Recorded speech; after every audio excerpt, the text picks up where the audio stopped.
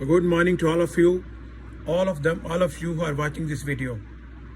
This video is the result of endless discussion by the so-called young and aspiring professionals with me over the phone or on emails, especially people who are dealing with real estate clients. They want to know exact fallout of the judgment of Odisha High Court in Safari Retreat.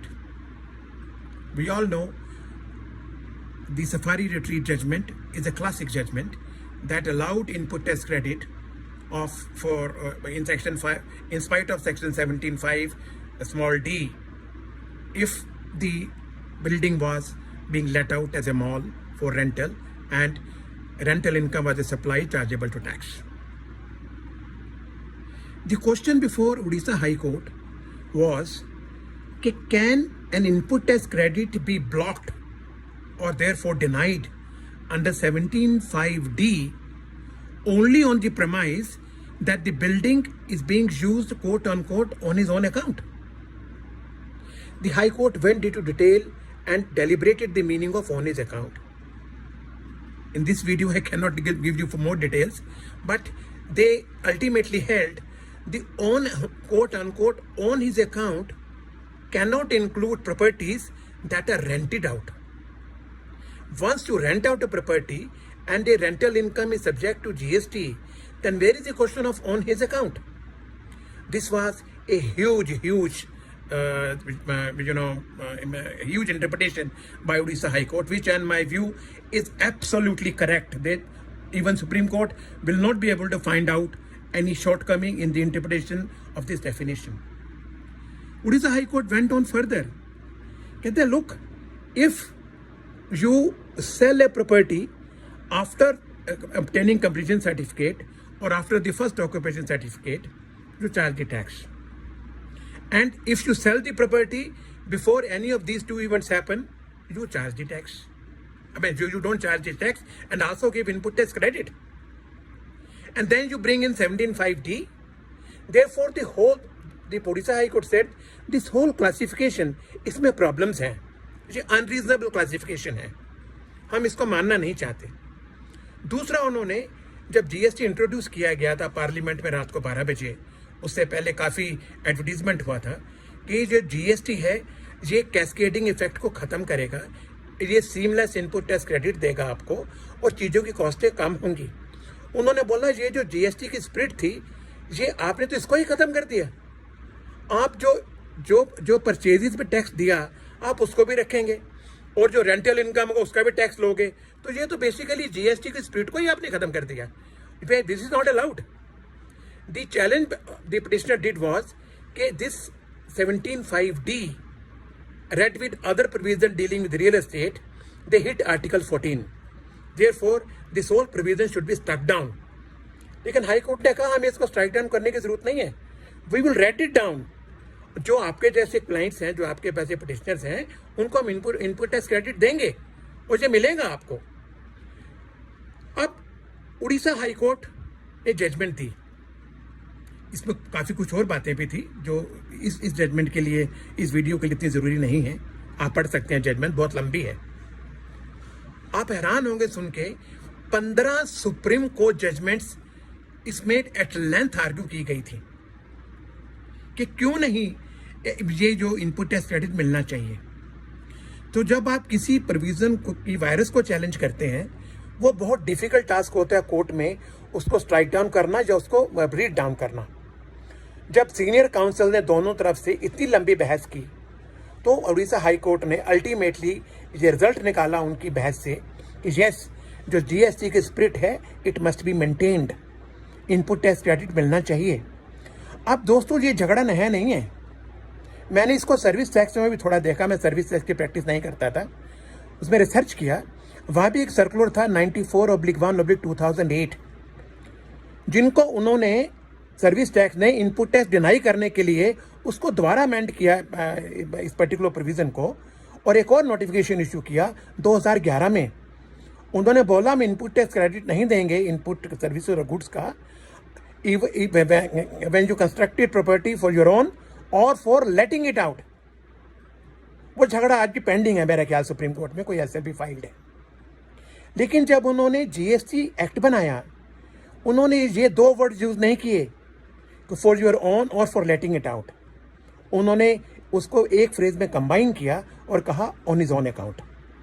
अब अगर वो phrase use करते तो शायद law में थोड़ी और ताकत आती, उड़ीसा हाई कोर्ट को थोड़ी और डिफिकल्टी होती बेनिफिट के लिए। Since the phrase was used on his account, तो Orissa high court read it down to mean कि it will not include when property is rented out. अब सवाल ये जो सर्कल में उठता है, क्या ये जजमेंट पूरे हिंदुस्तान में लागू हो सकती है? हम लोगों की जो धारणा है, हम यही कहते हैं कि हाई कोर्ट का जुरिस्डिक्शन उसी स्टेट के अंदर होता है और उसी में लागू होता है। अभी किसी केस में, एडवांस रूलिंग के केस में, जब उड़ीसा के ही डीलर ने उड़ीसा हाई कोर्ट की जजमेंट को कोर्ट किया और रिलीफ मांगा, तो शॉकिंगली एडवांस रूलिंग बेंच ने यह कह के डिसमिस कर दिया कि हमने इसकी एसएलपी डाली है। एसएलपी डाली है तो सुप्रीम कोर्ट ने, नॉट टू माई नॉलेज, इस जजमेंट को स्टे नहीं किया है। This judgement is binding. इस चीज को भी मैंने फर्दर रिसर्च किया कि अगर कोई पार्लियामेंट इनेक्टमेंट की कोई इंटरप्रिटेशन हाई कोर्ट करता है, इधर बाय ऑफ इंटरिम ऑर्डर और by way of final order, is this not binding on the entire country? There is a judgement called Kusum ingots versus union of India, delivered by supreme court in 2004 बाय 3 जजेस bench, जहां उन्होंने लिखा कि article 2 to 6 within bracket 2 की जो spirit है वो ये है कि अगर कोई भी हाई कोर्ट किसी पार्लियामेंट इनेक्टमेंट की इंटरप्रिटेशन करता है, वो सारे इंडिया में लागू होती है। Therefore that judgement gives us a clue, gives us a gateway कि उड़ीसा हाई कोर्ट की जजमेंट के बेस पर हमारे सारे बिल्डर्स को, सारे रियल एस्टेट लोगों को जिन्होंने ऐसी प्रॉपर्टीज बनाई है रेंट के लिए, they are entitled to input tax credit and they should claim. Of course 17-18 का इनपुट टैक्स तो मेरे हिसाब से खत्म हो गया, because I hold a view कि जो सेक्शन 16(4) की लिमिटेशन है, that is not a matter of procedure, it's a substantive law, therefore उसका आपको बेनिफिट नहीं मिल सकता। पर कोर्ट में जाना चाहिए उसके ऊपर, क्योंकि उड़ीसा हाई कोर्ट की जजमेंट की इंटरप्रिटेशन अभी इतनी हाल परवेजिव नहीं है। किसी और कोर्ट ने इसको अभी कंसिडर नहीं किया था, तो कोर्ट में जाने का रास्ता बनता है। लेकिन 18-19 के लिए आपके पास अभी समय है, क्योंकि जो 2020 में आपकी एनुअल रिटर्न जानी है वो सितंबर में जानी है। तो आपने प्रोफेशनल से ओपिनियन लीजिए। इसका input tax you can claim input tax credit and I will say go and use it. Not only you avail, you use it. Let the authorities raise an issue. At best, what will they do? They will call back you to pay the input tax credit used with interest. And if you agree to pay, then the things are very safe. 73-74 को कोई ऐसे provision नहीं है जो आपको jail के अंदर डाल देते हैं. They only want tax, recover the tax if you are wrongfully claimed. And in my view, this is not a wrongful claim, because Odisha High Court की judgment by way of the Supreme Court judgment in Kusum in Goods versus Union of India is held to be applicable all across, and it's a final judgment. और supreme court ने उस judgement ये भी बोला कि उस supreme court की judgement है, ये भी फॉल बैक है. इवन अगर वो जजमेंट में सुप्रीम कोर्ट ने जब ये कहा आर्टिकल 2262 के बारे में कि even if it is held to be an ओबुलेट dicta, in my view, as per constitutional law, I'm not the expert in that line, but I know the law, even that obsolete dicta will be applicable on all the authorities in the country. After all, this is a view of a Supreme Court. Therefore, I would request all my professional friends कि जो भी आप builders का काम करते हैं, जहाँ ऐसी एक्टिविटी होती हैं, go and claim input tax credit, because I'm very clear कि this judgment is my personal view, is going to be upheld by Supreme Court. Supreme Court will apply the principles of application of GST, or within the law there are contradictions. इसको पढ़ते हुए मैंने 17(5)(c) को भी पढ़ा, जो कहता है कि if you use input or input services for construction etc., even then input tax credit will be denied. Now what does it mean?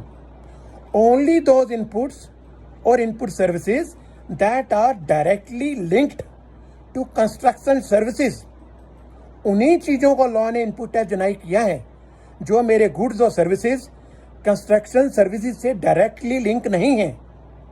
In my view उसका इनपुट टैक्स डिनाइड नहीं है, वो इनपुट टैक्स आपको आज भी मिलेगा।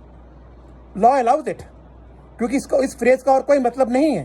The construction can not include the post construction amenities which are not a part of construction of a ढांचा। जो चीज़ ढांचा खड़ा करने की नहीं है उसके बाद की जाती हैं, मेरे हिसाब से the word construction can not be interpreted to include वो सब चीज़ें भी जो कंस्ट्रक्शन के बाद हम लोग करते हैं। तो उनका इनपुट टैक्स तो आज भी मिलता है, लॉ में ही डिनाई नहीं।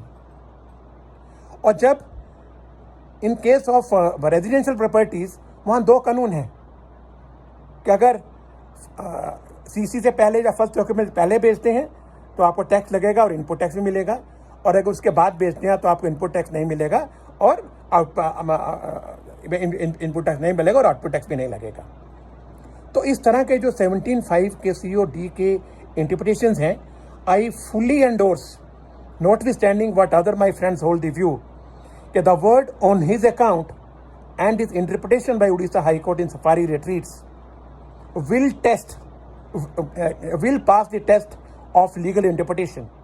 After all, is based on interpretation of 15 Supreme Court judgments, and the arguments went on for months. When I read the judgment fully, I had not read it before, I was fully convinced that while this judgment is absolutely correct. अब इसका क्या fall out है? Hotel जो हम बनाते हैं वो किराए के लिए बनाते हैं, हम उसको अपने लिए नहीं बनाते। बैंक्वेट हॉल्स बनाते हैं उनके लिए बनाते हैं, रेस्टोरेंट्स बनाते हैं अगर अपनी पैसे से बनाते हैं, हम किराए पे नहीं लेते, तो उसका मुझे इनपुट टैक्स क्यों नहीं मिलेगा? जब मैं किराया देता हूँ उसका इनपुट टैक्स मिलता है। अगर मैं अपनी बिल्डिंग बना के उसको लेट आउट करता हूँ तो मुझे उसका इनपुट टैक्स क्रेडिट क्यों नहीं मिलना चाहिए? Therefore, it is actually a very unreasonable classification by the government. They have messed up this law, completely messed up this law. I would go to extent कि even अगर मेरी factory, जो मेरी अपनी फैक्ट्री है, उसमें मैं कोई अपनी ऑफिस बिल्डिंग बनाता हूँ, मैं कंप्यूटर सेंटर बनाता हूँ, कोई सेंट्रलाइज कंट्रोल रूम बनाता हूँ, other than giving it a meaning these are plant and machinery, मैं उस झगड़े में नहीं जाऊँगा, वो झगड़ा भी हो सकता है इसमें। मैं कहता हूँ वो they are used in the course of furtherance और in the course of my business, why will I not get input tax credit? Therefore, the Supreme Court judgment, if you remember that 1661 JK Cotton and Swimming Mills Limited versus CTO, उस judgement की जो principal है वो मेरे हिसाब से आज यहाँ भी लागू होंगे। If something is integrally and is connected with my purpose or business, मुझे उसका ITC मिलना चाहिए, unless it is specifically barred. तो on his account का जो इंटरप्रिटेशन उड़ीसा हाई कोर्ट ने दिया, उसका मतलब यही था कि अगर आप उसको किराए पे देंगे या आप किराए की इनकम के लिए बनाते हैं और वो पर्पस सर्व होता है तो आपको ITC मिलेगा। इसका दोस्तों एक और रीज़न है कि जो सेक्शन 16 है, that is the main section of the chapter dealing with input tax credit. Section 17(1)(72) deals with apportionment of input tax credit if you use the goods for taxable or non-taxable or exempt supplies. तो जो section 16 और 17 का सारा gamete है, इसके classification clear है कि अगर मैं एक बिल्डिंग बनाता हूँ, उसके 100 कमरे हैं, 80 कमरे मैं किराए पे देता हूँ, 20 कमरे मैं अपने लिए यूज़ करता हूँ, तो मुझे आप क्यों क्रेडिट नहीं देंगे 80 कमरों का? उस किराए की इनकम में मैं आपको टैक्स देता हूँ ना, तो मुझे क्यों नहीं देंगे आप? क्या रीज़न है? सो द लॉ मेकर्स जिन्होंने ये सेक्शन 17(5)(d) ड्राफ्ट किया, मेरे हिसाब से they did not take the clue from service tax law, उसमें लिटिगेशन था। तो GST का जो काम आसान करना था, all these fellows have made complete mess of GST। हर चीज़ में लिटिगेशन है। इसी पॉइंट के ऊपर अभी एक और AAR की ruling I, CMS Info. You remember this case of cash vans being used for carrying cash? Advance ruling ने मना किया, उन्होंने AAR को भेजा, उन्होंने मना किया, जो बॉम्बे हाई कोर्ट में गया, बॉम्बे हाई कोर्ट ने रिमांड किया। अब सेम RRR कहता है कि 2 the money is not goods as per definition of goods in section 2. लेकिन जब इस पैसे को हम कैश वैन में कैरी करते हैं, then this will qualify in the exception in 17.5 कि transport is being used for carrying goods. In that sense जो पैसों के बोरस में आते हैं, ट्रंक भर के आते हैं, they say that money is not a legal tender. That money becomes goods. Therefore उसका ITC मिलना चाहिए. कहने का क्या मतलब है कि जो सेक्शन 2 की डेफिनेशन कहती है unless the context otherwise provides, उस फ्रेज के बहुत बड़े मायने होने वाले हैं जीएसटी के. इसी तरह से जो हम सेक्शन 17 को पढ़ते हैं, we may have to add phrase whether given there और not unless the context otherwise provides. And unless the context otherwise provides is कि ऑन हिज अकाउंट का मतलब ये है कि अगर आप वो अपने पर्सनल यूज के लिए बिल्डिंग करते हैं, वही इनपुट टैक्स क्रेडिट डिनाई होगा. अगर आपका पर्पस कमर्शियल था तो आपको इनपुट टैक्स क्रेडिट मिलेगा. Well friends, matter is pending in supreme court. I don't know how many years it will take, but on the basis of Kusum Ingots versus Union of India, this judgment is applicable all over the country. You please study this judgment, take your view and tell your clients to make claims and use the ITC. I will not tell you, I will not use the restrained language, play safe. No, there is no question of place money. It's in hundreds of crores, thousands of crores in the country. Use this money. If they question it, fight it out. And by that time, maybe Supreme Court says Odisha High Court judgment is correct. And if they say it is not correct, then under Section 73, you will get a show cause notice. You can pay back the money which you have used. And this money has a opportunity cost. अगर उसमें आपको ब्याज भी देना है, you still don't lose anything at all. Therefore, go and use it. Well, friends, thank you so much for watching this video once more. And thank you once again, my younger brother, Sandeep Garg. This fellow is, again, like his brother Rakesh Garg, is an amazing interpreter of law. Tremendous knowledge this man has. And I value his knowledge. And this video has been made based on lot of indirect inputs given by him. Thank you so much. God bless you. Stay safe. Don't move out on Delhi. Delhi is not safe. Just be at home. Thank you.